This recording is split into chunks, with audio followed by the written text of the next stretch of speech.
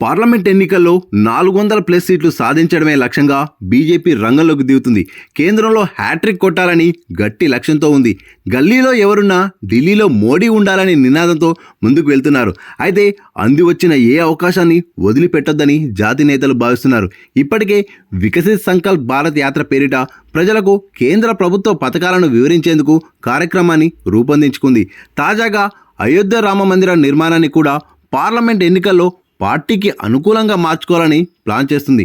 BJP వల్లే రామమందిర నిర్మాణం జరిగిందనే టాక్ను పబ్లిక్లోకి తీసుకెళ్లడంపై ఫోకస్ పెడుతోంది. ఇక అయోధ్య రామమందిర ప్రాణప్రతిష్ఠ వచ్చే ఏడాది జనవరి 22వ తేదీన జరగనుంది. ఇప్పటికే ప్రారంభోత్సవానికి సంబంధించిన ఏర్పాట్లలో పార్టీ నిమగ్నమైంది.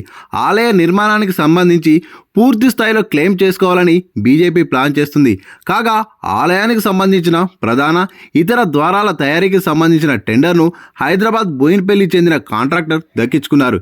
ఈ విషయాన్ని కూడా క్లెయిమ్ చేసుకోవాలని పార్టీ భావిస్తున్నది. దాంతోపాటు అయోధ్య నుండి వచ్చిన అక్షింతలను ఇంటింటికి జనజాగరణ చేపట్టి పంచాలని పార్టీ భావిస్తుంది. వీలైనంత విస్తృత ప్రచారం చేపట్టి హిందువుల ఓట్లను గంపగుత్తగా పార్టీ వైపు లాక్కోవాలని భావిస్తోంది. అయితే రామమందిర ప్రారంభోత్సవాన్ని వాస్తవానికి వచ్చే ఏడాది జనవరి 2న చేపట్టాలని భావించారు. కానీ తేదీలను మారుస్తూ ట్రస్ట్ నిర్ణయం తీసుకుంది.